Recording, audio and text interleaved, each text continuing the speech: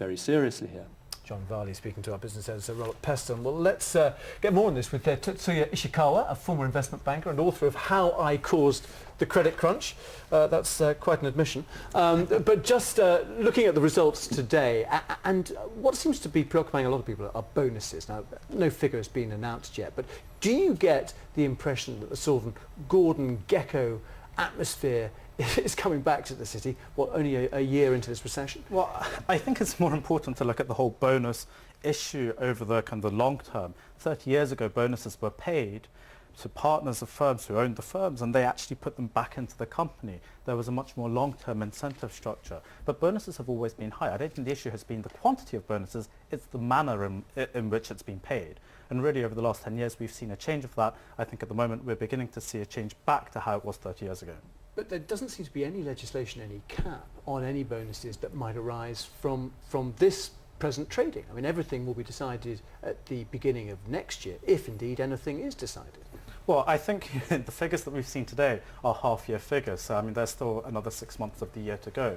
But I do think what's important to remember is that, these bonuses are there to retain staff. And in the case of Barclays and HSBC, the investment banking division is a very important part of the firm's profitabilities, and it's probably the thing that actually enables both of those firms to lend more, to actually provide support.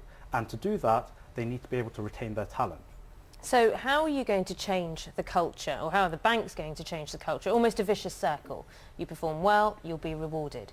To perform well, you need to take risks to compete effectively against other banks, therefore you're rewarded even more. So how do you prevent that escalating to the levels we've seen and the panic it caused? Sure. I mean, the investment banking business model has always been a service-driven model. It's actually not been about risk-taking. And I think that's where a lot of the firms that suffered a lot of troubles hit problems, where they were investing the money. But a lot of Barclays and HSBC's revenues don't necessarily come from outright investments. They come from fee generations and revenue generation from facilitating services to financial institutions and to corporates.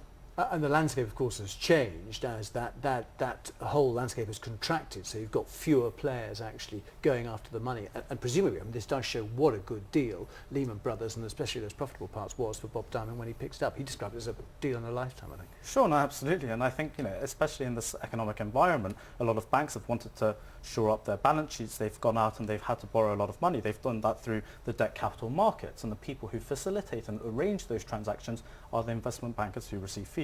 Like you rightly pointed out, there are fewer players out there, and Barclays and HSBC are two of probably the strongest firms out there at the moment. And for them to be making profits is actually a very encouraging sign. And we should be looking at this as a sign of optimism that it will filter back into the real economy in the UK. Now, I suppose that's the question, though. When does it filter back into the economy? Because we still are not getting the mortgage rates we want, all the loan rates we want, all the credit available to smaller businesses either. So when does the investment banking success transfer into retail banking? It's going to take some time, but you have to remember the credit crisis came about because of poor underwriting standards. And to try and push the banks back to that habit of just making credit available to everyone would be a step in the wrong direction. That would just be a short-term fix.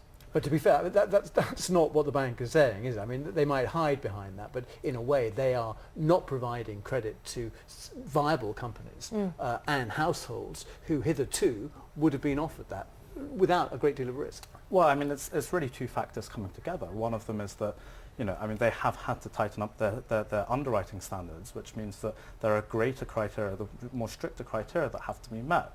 And in this economic environment, that means that viable companies that would otherwise be eligible for credit, they are being put in the context of the economic environment that we're in. But we really have to be patient with this and let the system filter through. Otherwise, we are just going to end up in the same mess that we ended up in 2 years ago. Okay, Tetsuya Ishikawa, thank you very much for coming in. Thank you very much.